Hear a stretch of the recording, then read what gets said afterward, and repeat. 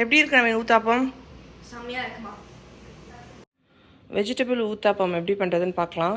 அது வந்து கேப்சிகம் நல்லா சின்ன சின்னதாக கட் பண்ணி வச்சுருக்கேன், கேரட் துருவி வச்சுருக்கேன், வெங்காயம் கட் பண்ணி வச்சுருக்கேன். இது கூட நீங்கள் கொத்தமல்லி இருந்தால் கொத்தமல்லியும் கட் பண்ணி வச்சுக்கோங்க. ஸோ நான் வந்து தோசை ஊற்றிட்டேன். அது ஊற்றுனது மேலேயே அந்த மாவு வந்து வேகிறதுக்கு முன்னாடியே அதில் வந்து அந்த வெஜிடபிள்ஸ்லாம் தூவிட்டேன். ஸோ இதை மூடி போட்டு இது மேலே எண்ணெய் ஊற்றிட்டு மூடி போட்டு வேக வச்சுக்கோங்க.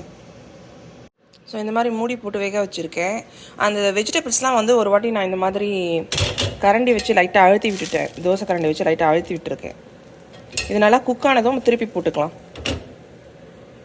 ஸோ இது மேலே நான் கொஞ்சம் பொடி போட்டிருக்கேன். நீங்கள் பொடி வேணால் போட்டுக்கலாம், இல்லை பொடி இல்லாமையும் அப்படியே சாப்பிடலாம். பொடி போடுறதுக்கப்புறம் திருப்பி போடாதீங்க, அது அப்படியே குக் ஆகட்டும். லைட்டாக எண்ணெய் மட்டும் ட்ரிசில் பண்ணிக்கோங்க. இது வந்து நீங்கள் கிட்ஸுக்கு டிஃபனில் லஞ்ச் பாக்ஸ் மாதிரி கூட கொடுத்து அனுப்பலாம். ஏன்னா இது திக்காக தானே இருக்குது, அதனால் ரொம்ப ட்ரைலாம் ஆகாது. ட்ரை பண்ணி பார்த்துட்டு எப்படி இருக்குன்னு கமெண்ட் பண்ணுங்கள் ஃப்ரெண்ட்ஸ். தேங்க்ஸ் ஃபார் வாட்சிங். Please like and subscribe.